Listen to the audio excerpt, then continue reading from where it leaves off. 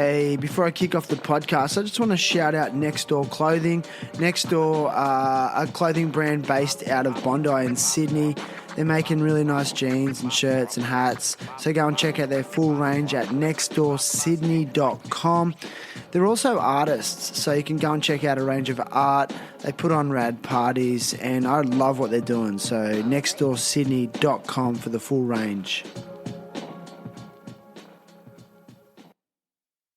It has been cold today, but it is starting to warm up. So it's good. It's been a long winter, in my opinion. It is. And long lockdown as well. It's getting to the point where people are tense. I don't know what it's like down your way, but people are tense here. Same here. I mean, I meet people around here. I hear the same, and having kids around, parents are going bonkers, I believe. Makes them appreciate their school teachers now. Yes. All right, so I'm going to get started. Here we go. So thanks, brother. This is for Clementine and Otis. Hey, I just want to thank you for listening to this podcast. I'm super grateful for your interest in it. I'll keep working hard and producing weekly episodes for you because I absolutely love this. Hopefully you find some inspiration along the way, or at least just be entertained. Subscribe on your preferred listening platform if you haven't done so already. And don't forget to check out the THT YouTube channel and also support the sponsors of the show because they support me. And I choose the companies that I'm affiliated with very carefully. So get on it. Terrible Happy Talks. Terrible Happy Talks. Yeah, good to be you, man. Whoa. Submissive dominant lifestyle. 3, 2, 1. All right, let's do this. Today's guest is Loki Madireddi. Loki is a husband, father, passionate chef, and food lover, obviously.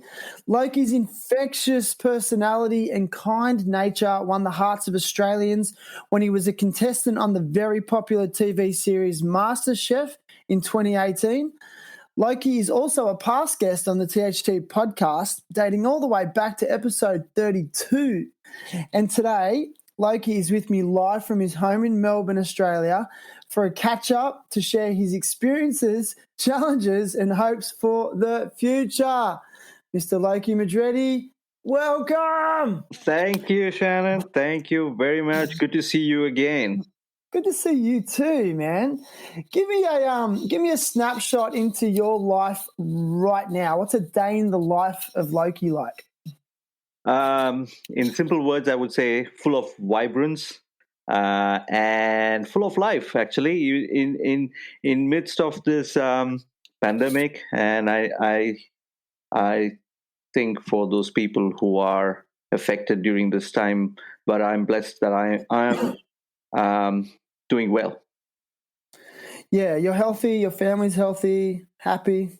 Absolutely, and myself too. And you will be hearing in this conversation, today's conversation, that what's been happening and what blocks did I jump over the fence and come across new form of life. Last time I had you on the show, you and I connected in Bali, and we had just an amazing conversation that day.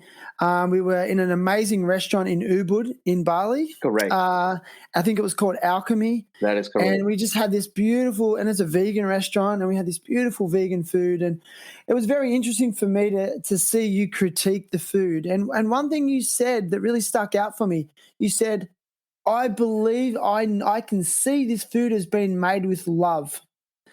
Now, how can you tell that by looking at a dish? It's about the awareness, I believe, that is inculcated whilst you're doing something. It may be food or anything that you are passionate about doing. You are aware of what you're doing, then you put in all the energy into it. And the outcome tells it all. That's what happened that day. And when I was able to see how it looked and the way it tasted, it ticked all the boxes. Yeah.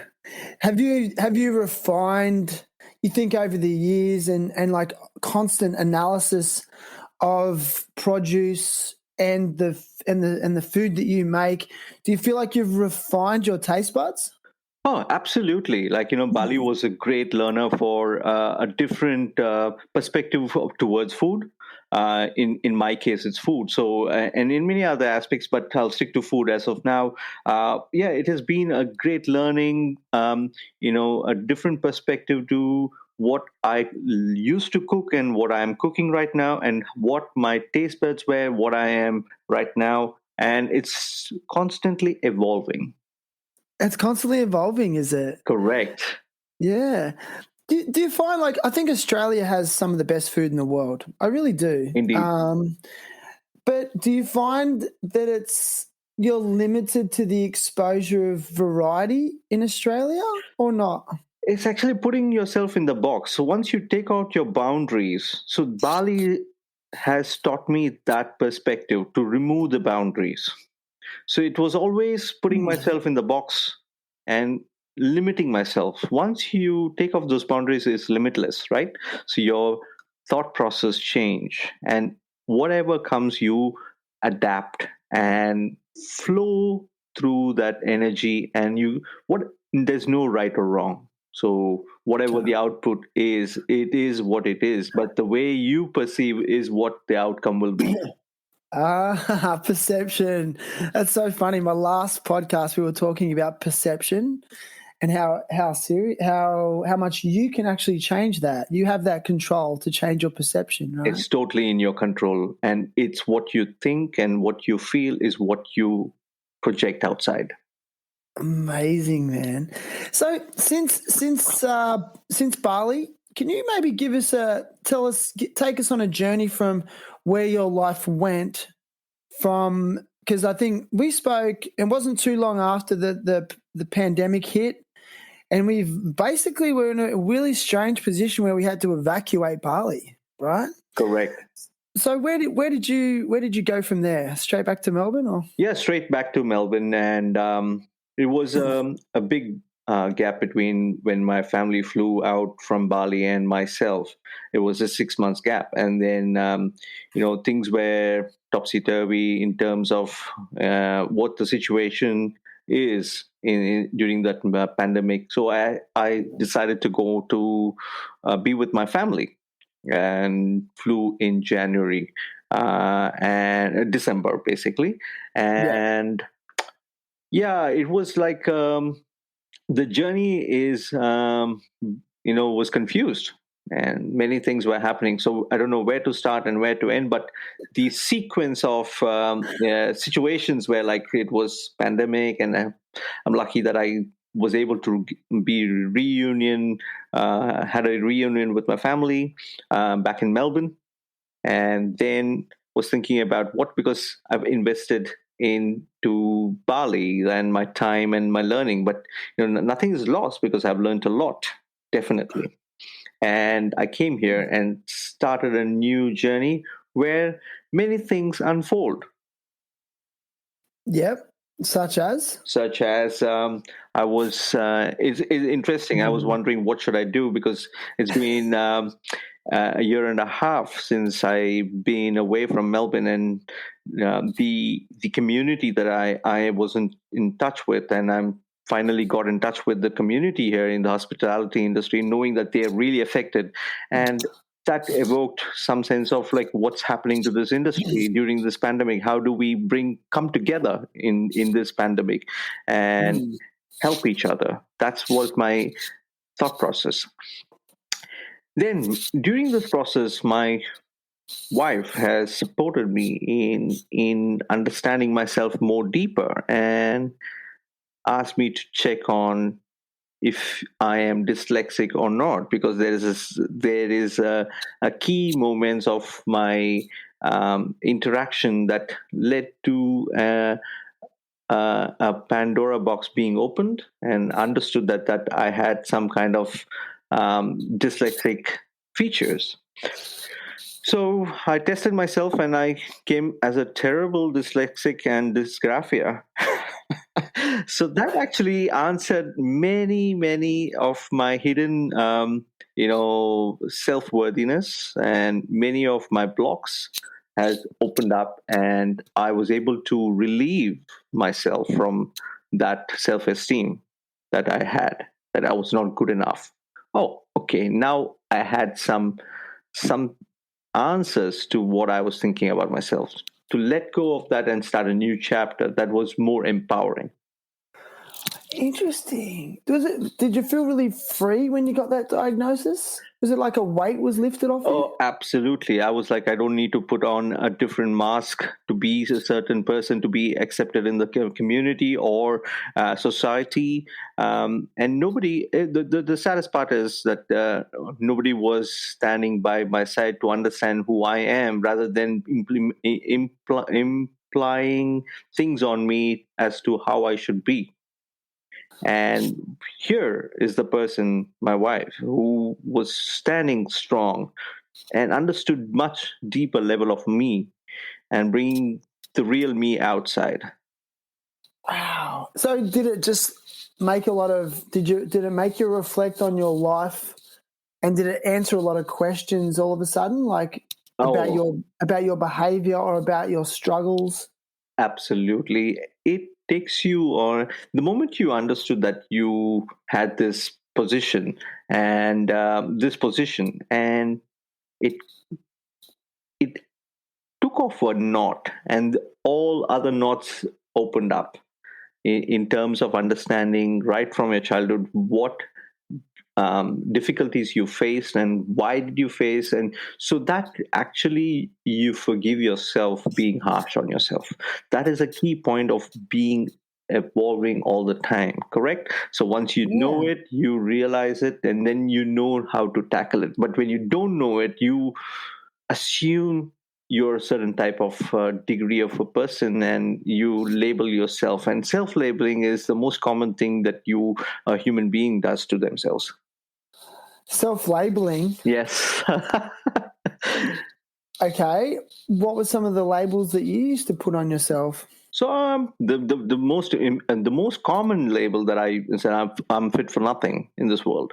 So I do not do anything as good as other people. I'm always the last person. I'm the backbencher. I'm for whatever reason, and I don't know what that reason was. But so you put yourself in the category of you're not good. Like you were less than. Yeah, I'm always less than everybody, and everybody's ahead. I'm probably not smart. I'm not.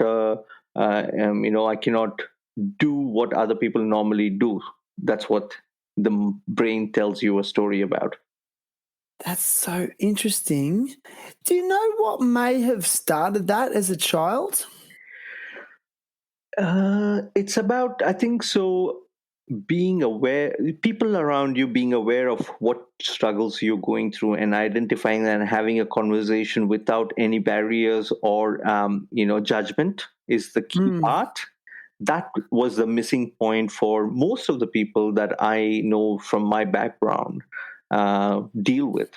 And it's unfortunate in certain ways, but it's changing now. But I would say there's a lot of the majority has that not capable of nurturing somebody who's struggling and why they're struggling, and to identify that itself is a great deal there. Like, were you ever like ridiculed or put down as a kid or a young person? Oh, absolutely. Do you think, like, those situations contributed to your feelings of worthlessness? Correct.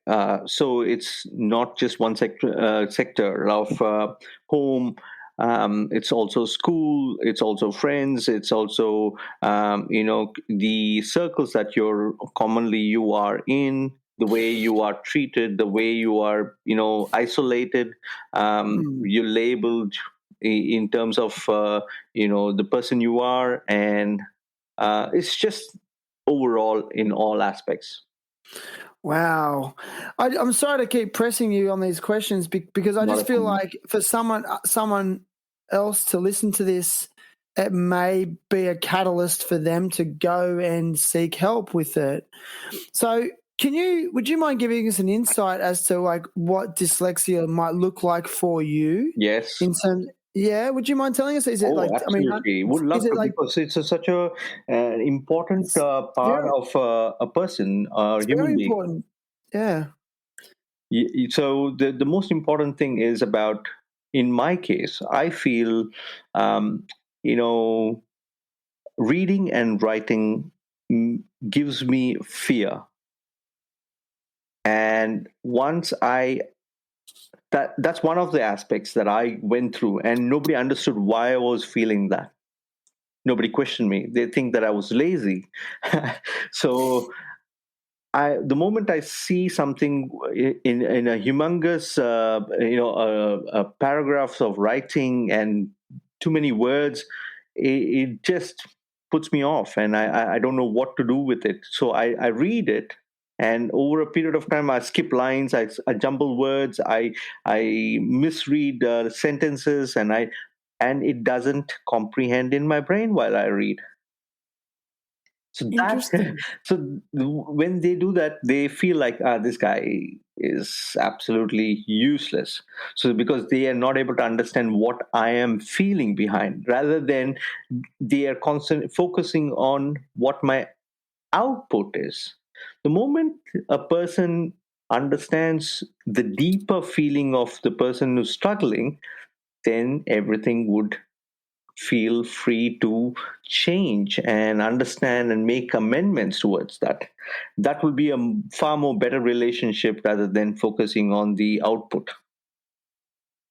So interesting. How have you adapted over the years then? Like, like when you're working jobs, or whether you're reading a recipe. And you trust me, that's what happened. You got me on the thing. I got eliminated on Masterchef for reading out a recipe and doing a dish, a Michelin star dish, and yeah, I couldn't. And now I really understand how it felt while I was doing that cook-off that day, and after knowing what I was feeling through this, knowing that I have this dyslexic, I was able to relate that day. And I was able to feel myself with a lot of freedom within myself, knowing that the huge weight is taken off. Okay, it's not about me, it's about what I felt. So you can progress. It's about how you see it. So interesting, Loki. Like, can we just go back? I know you're probably so sick of talking about MasterChef. No. You've probably just been asked thousands of times, but you had quite an interesting exit from the show. It was big news in Australia at the time. For those can you just remind everyone what happened and how you were eliminated from the show? Absolutely. So what occurred? So I had this golden pin where you can save yourself from an elimination. And that pin, I haven't used it just because I want to stand by the team. And you wouldn't know, you had to take a decision whether you have to use the pin or not to use the pin before you know what you're going to do that day for the elimination. And once I've taken the decision to stand by my team, and I came to know that I have to do a Michelin star dish through reading a recipe. And it's 9 of us, and we entered into the elimination contest. I was like literally buggered reading the recipe. I couldn't follow the steps, because I'm a chef by feel. So I feel the ingredients and make a dish without measurements. But here in the steps, it's precisely for the to the measurements, the details in it, and it's a lot of it says 20 pages of 20 pages recipe, and I couldn't follow it. So it brought me to the biggest demons of facing it up without knowing that I had dyslexic that time. So I think somewhere down there, I accepted the defeat. But later on, I felt it was not a defeat; it was a learning, a winning streak actually for me to understand that I have this and took it head on. That's amazing. That would have been so intimidating to face that in such a public space, Yes. You know. But secretly, you weren't saying that you didn't understand the recipe, were you? Or you couldn't read the recipe properly. You weren't saying that. You were trying to do it. Absolutely. But internally, you were like freaking out, going, I don't know. I can't understand this. Absolutely. It was like, oh, man, how intimidating with cameras on you and all sorts of stuff. And questioning and, all the people around. It wasn't easy, though. I can tell you that for sure. Wow. So it's funny. I've never heard that side of it. And it's so, it's intriguing. It is indeed. Respect. So I want to go back a little bit to, like I said, we're in Bali and we came back to Australia because of the pandemic. And I know that you've really delved into your initiative or your cooking. Is it called Loki Cooks? That's my my Instagram handle, but I have launched my grandmother's name, Ahalya. So where I am bringing Indian train journey foods. And what I do is, like, my father was in railways, and I always got to eat the food that was served in the trains. And every station, you also buy bits of pieces of food that the vendors serve you. So it was such a treat, and I wanted to bring that experience to people here. So it's a vegetarian meal or a non-vegetarian meal. That's what you get on the train journeys in India. And every region is different, and the food is different in every part of India. Gotcha. So every week, my menu changes. So I brought it under the reason why I brought it under the name Ahalya is my grandmother's name, is because I learned cooking from the age of 5, 6. She always visits our home, and I used to go to the backyard and learn cooking through her. So it's like ode to her. Beautiful. So, and you're doing cooking, like you're bringing that food to people's homes? Is that correct? So during this pandemic, so what I'm doing is I'm cooking. It's on. I will definitely give you the link. It's on Kookaburra, and you can register there, order the food. It changes every week, and I deliver to a certain postcodes of Melbourne. Okay. So you've kept it refined to a certain area. That is correct. Between CBD till southeastern suburbs. Amazing, dude. Amazing. I mean, and I think during like a pandemic where people are at home a lot and they can't dine out. Yeah. Like it's such a treat that they can actually have some really nice, like home cooked feel. Correct. Food. Is that right? Yes. The main reason, Shannon, to start this is the Cloud Kitchen is about backing young entrepreneurs or young people who are affected during this pandemic. So this is the main reason. So if you have seen recently, myself and my wife, we got the scholarship for Trust the Loki. So in awarding to a talented individual. This year, there are 2 winners. One is an exceptional baker. One is from Indonesia who does the same home cooking, brings her cultural food to people in Melbourne.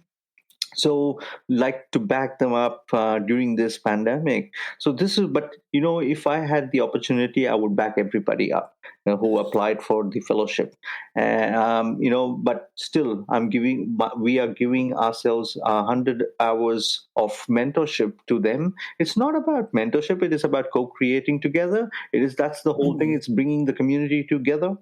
that is what I'm trying to do. So on the basis of that, this cloud kitchen was set up also to bring the community together, to serve the people and to spread their food and my food, and together co-create for the future.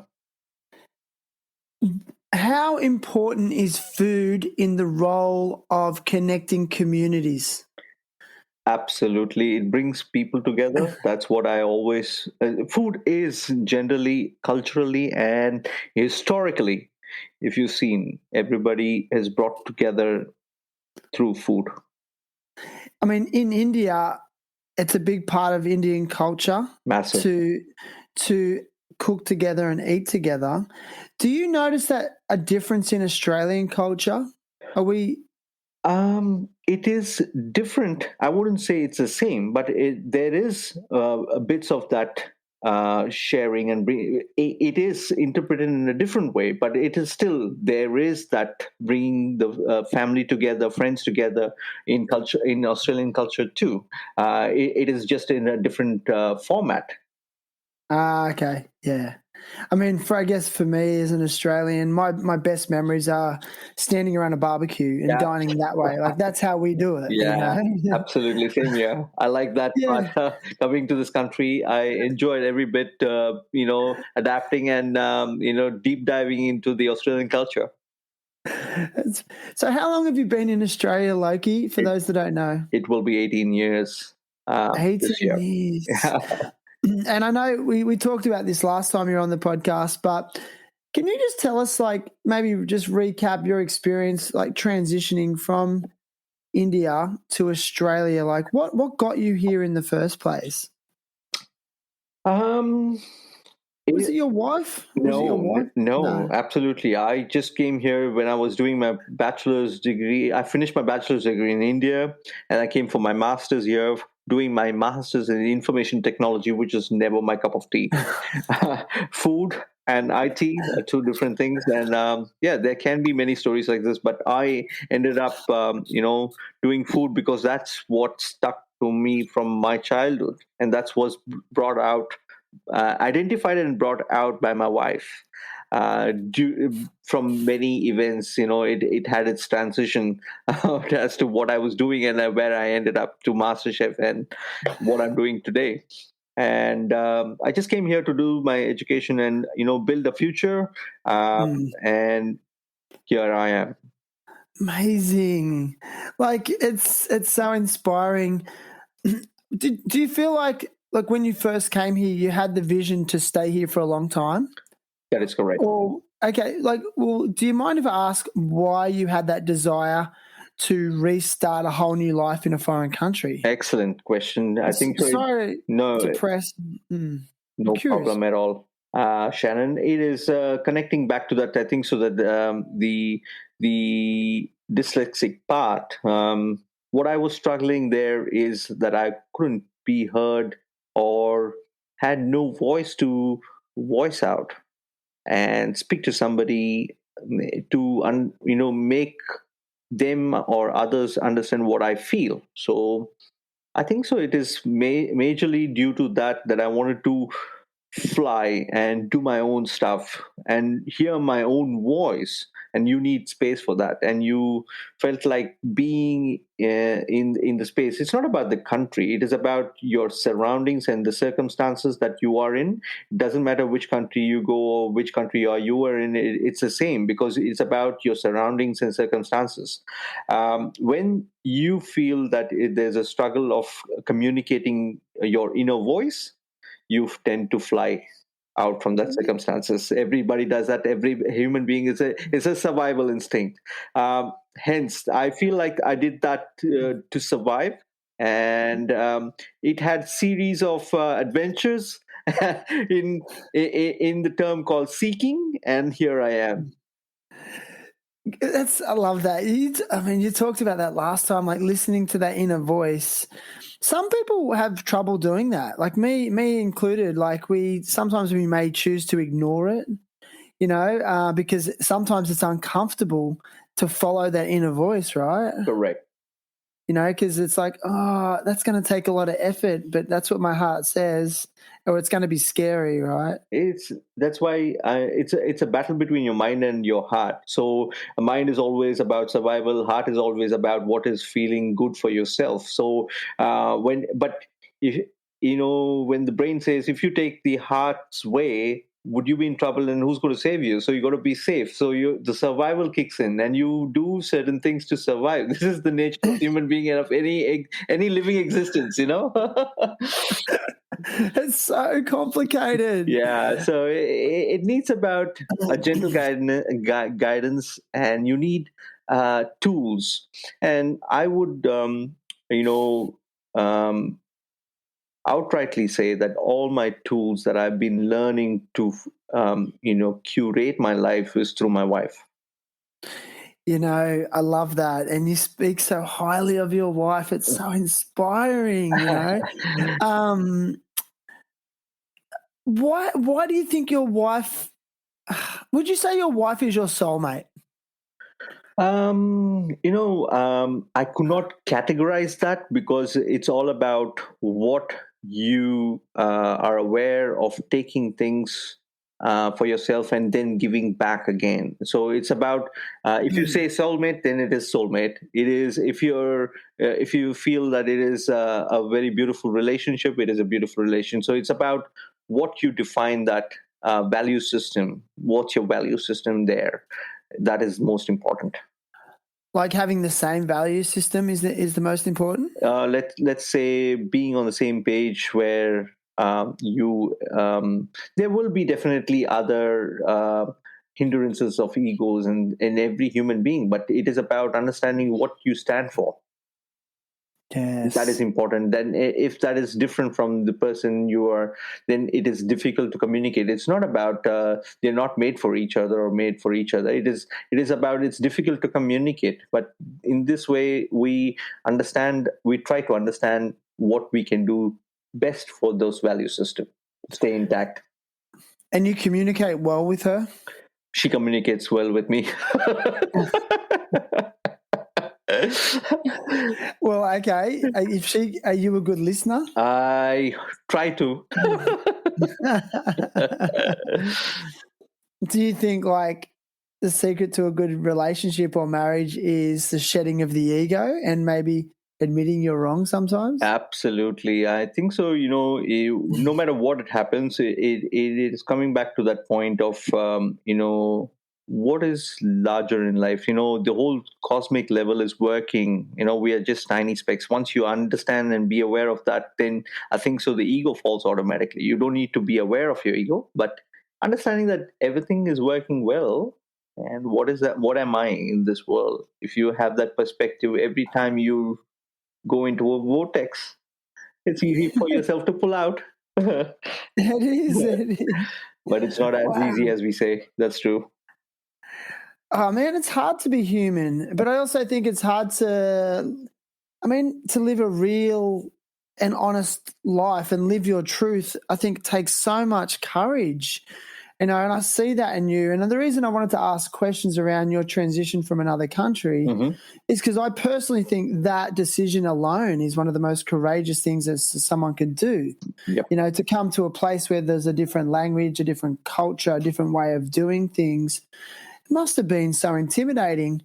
Like, can you maybe describe the experience of like when you first arrived to Australia by yourself? Like, what were some of the feelings that went through you at that time? What were you thinking? How did it look? It initially it was like a freedom. Okay. Really? I mean, initially, as you say, like, it's all like a dreamy land. So you are experiencing something new. But when the reality check comes in very soon, don't get me wrong, very soon. And then you are like, what's happening? What am I? But it's an adventure, right?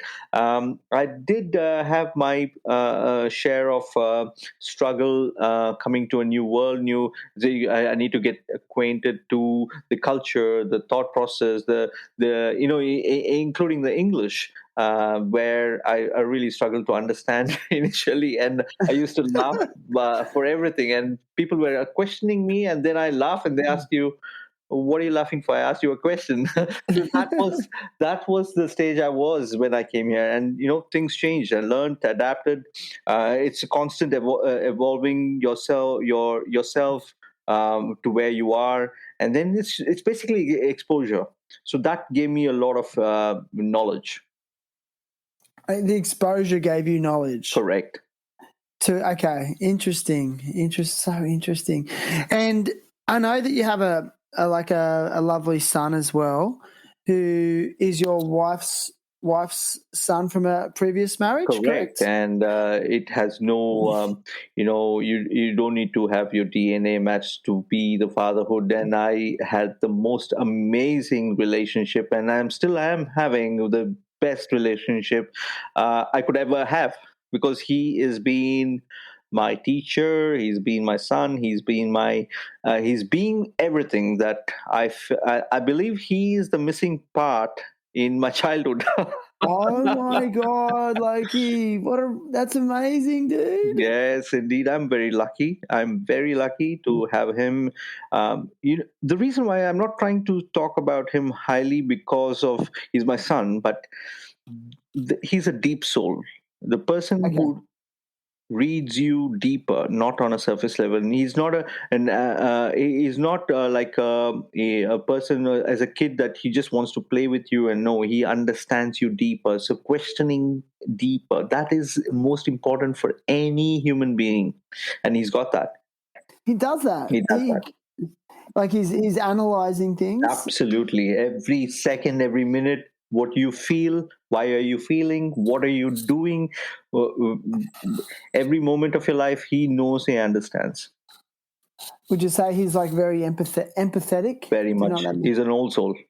He's an old soul. That's indeed so cool, man. Absolutely. That's just like such a nice thing to hear. Like, it's sort of actually when I hear you speak like that about your wife and son, like, it's just really, it just fills me with like joy and hope, that there is really good things in the world. But I also think like the universe or God or whatever your belief system is, I think the people that come into your life are the manifestation of whatever this higher power is. And I don't know, I'm going on a bit of a rant there, but that's how I feel, man.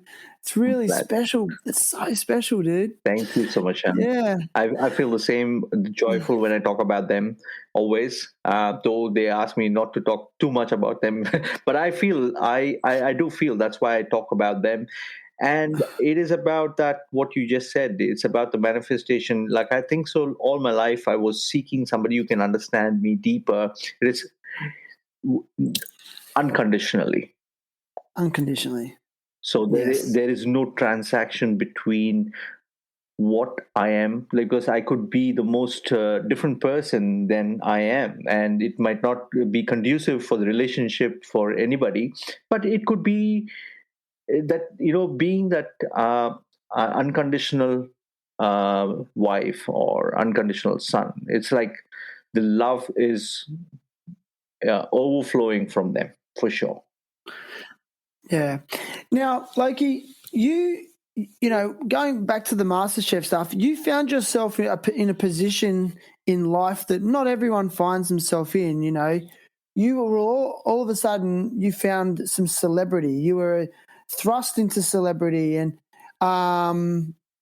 not everyone gets to experience that. So when you were, especially when the show was being aired, and how did you manage going from maybe being like Loki from India and then to now Loki Australian celebrity? Like how were you able to deal with that contrast? Was it something you enjoyed, or was it scary, or were you wary of people trying to take from you? How did it look? See, the simple answer is I haven't differentiated myself before celebrity status and after celebrity status. I always had the feeling of wanted to do something for the community, for my food, for my passion, for my family, for my society. What is that I can be of service?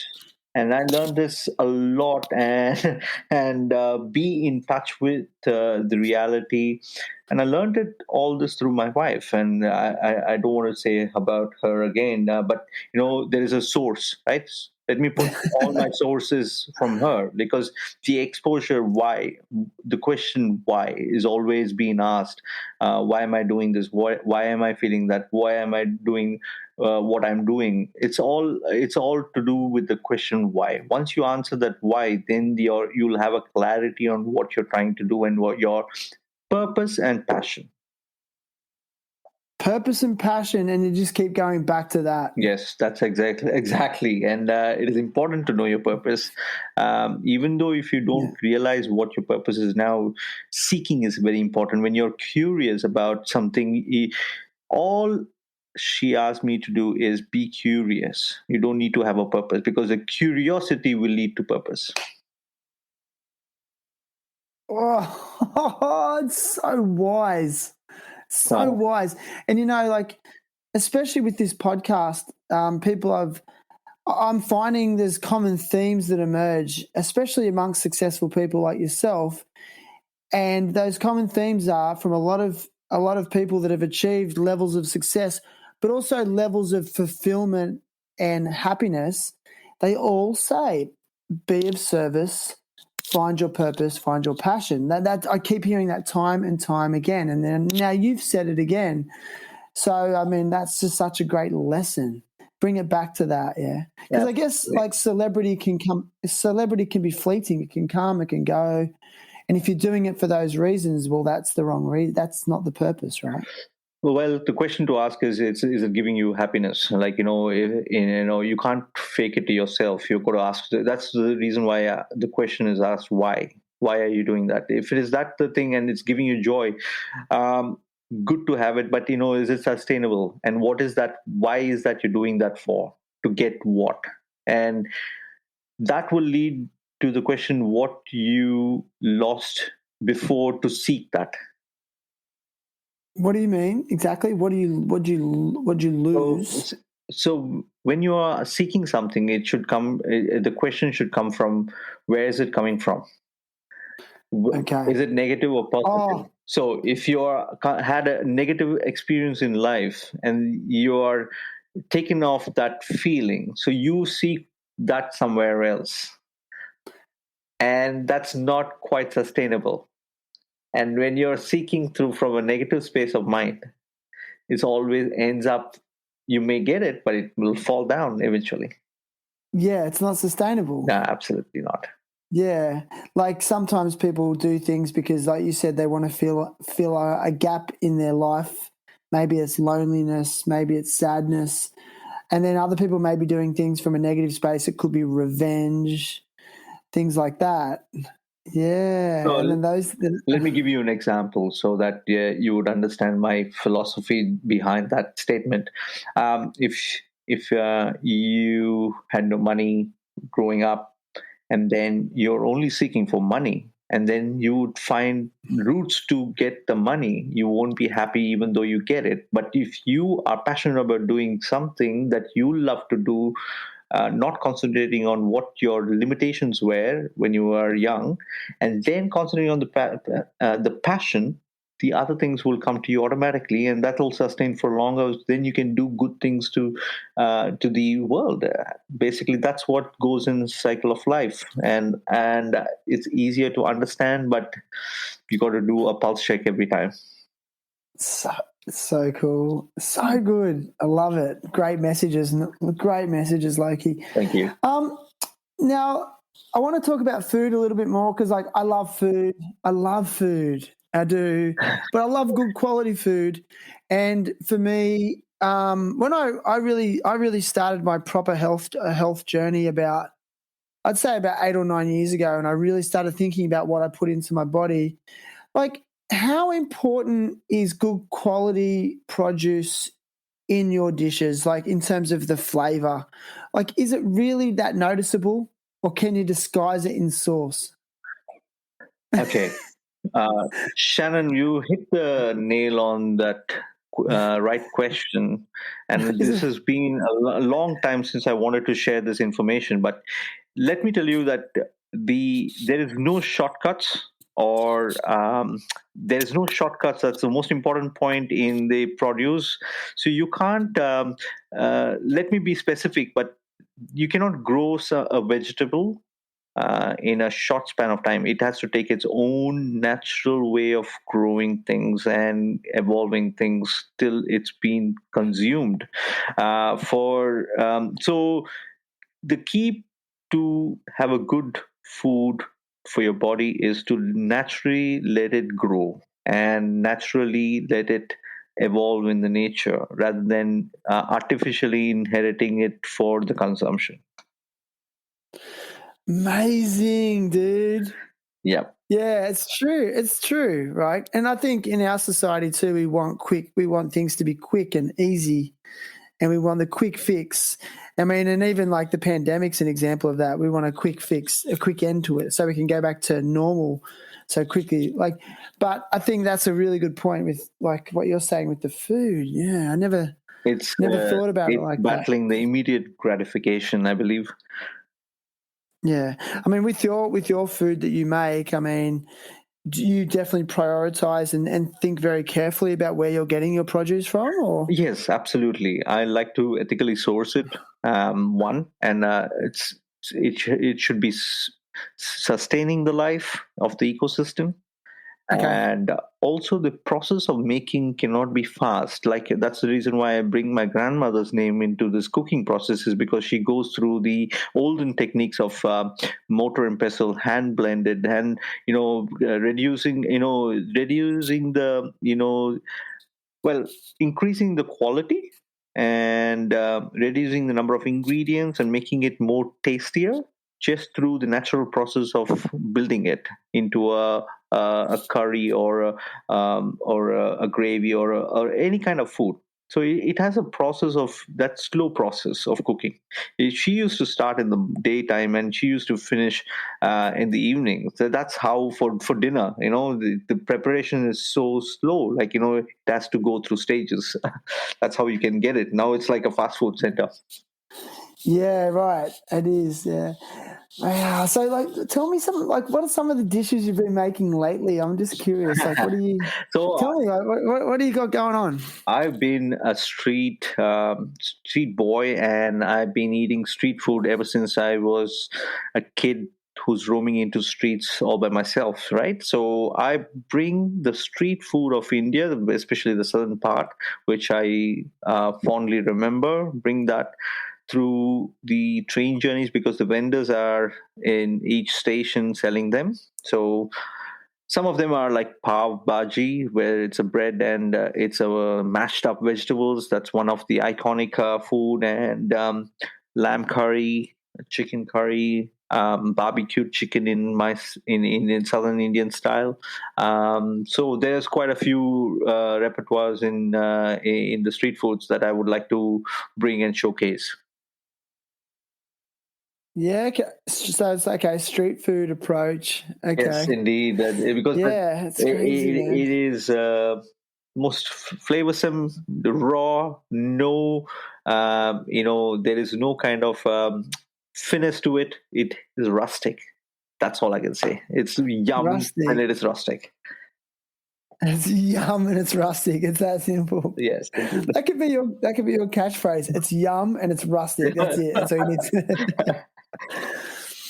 Wow. Like, I mean, obviously you cook Indian food, but do you cook other types of cuisine as well? Absolutely. My favorite cuisine that I am really good at cooking in my style is Indian cuisine, but I can't say Indian cuisine because it's spread out, right? So home cooking, basically from India, and Thai food and Japanese food and all the South Asian, some of the different kinds of South Asian foods that I can cook. Oh, okay, that as well. Anything chili, yes. Anything chili. What did you pick up in Bali? Like any local Balinese dishes? Wow, the most favorite is gado salad. Yeah, and you will be knowing that. And the barung foods, that's the street food that we call about the barung foods, and ikan bilis, and it is amazing. So I don't know where to start, where to end. Food entices me. So did you learn from any Balinese people on how to cook some of those dishes, or? I did not learn, but just observe. That's one thing. I don't like reading recipes, and I just watch somebody and I can just learn it. I just can absorb like a sponge. That's what happened in Bali. Yeah, I can see somebody cooking, and the moment I see them, I can just replicate that. Amazing, man. Yeah, and because it's all about that touch, right? What I used to see in my grandmother's cooking is about that pinch of salt, not 4 fingers. It's 1 finger, 2 fingers, pinching that salt and just sprinkling it on the top gives a flavor. That is the nuances that you know about the cooking. Interesting. Yeah, those little details. Hey. Yeah, it's so. So like you won't write down recipes. Nope. I just go with the how big is your hand and how much of a salt for so many people that, and over a period of time you automatically subconsciously know the style of smell through adding salt and not adding salt. So both you can distinguish between those two senses. It's such an art form. It is, yeah. You have to have a passion to understand, and it's something that you just flows within you. You don't need to learn it. You just understand it. When you have a passion, it just comes to you. It's a magic. Yeah. It is a magic, dude. It's so magic. Wow, man. All right, like it's been epic, and I've just loved having this conversation. It's so great to catch up with you. Absolutely. I think I talked about this with you. Like, I ask guests to come to the podcast with a cause or something they want to advocate or support. Yep. Have you got something for us today? Or was it your scholarship program? Yes, absolutely. The Trust the Loki scholarship. It's on for this year. It's been closed, and I would like to bring the community together always. And more details are there on the trusttheloki.com. They can understand what I do, and my wife also does. And we like to bring individual entrepreneurs or any ideas to fruition, and we will be doing that next year too, hopefully. And this is what I do, and I love to cook, and just bring the community together. So, like, these young people that you give these opportunities to, are they like apprentice chefs? Or not necessarily? Not necessarily. Age is not a bracket there. We just wanted to bring the community together. So they should have a passionate idea, and they've been doing that already. For this year, we had already done for 2021. And 2 of them, one is a young pastry baker, and the other one is Indonesian chef.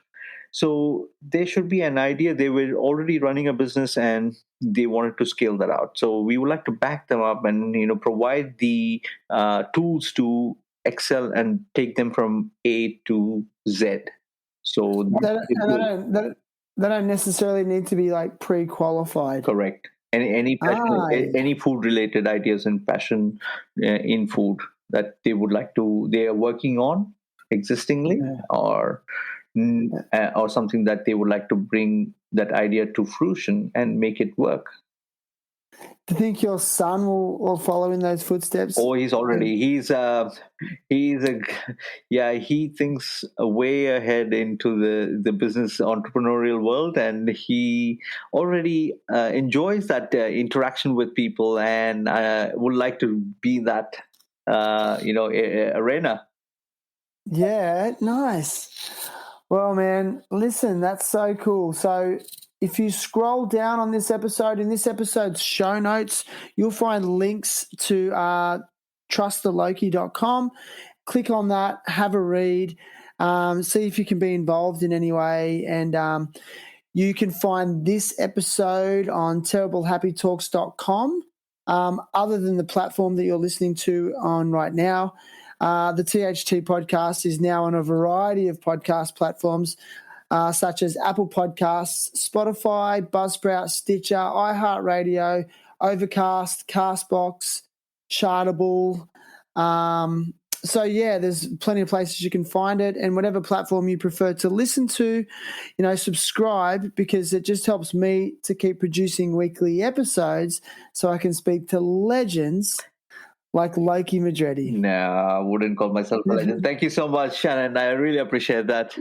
Yeah. Listen, Loki, also, while I've got you, our friends at Indosol will send you a pair of flip-flops or slides, some shoes made from repurposed motor vehicle tyres.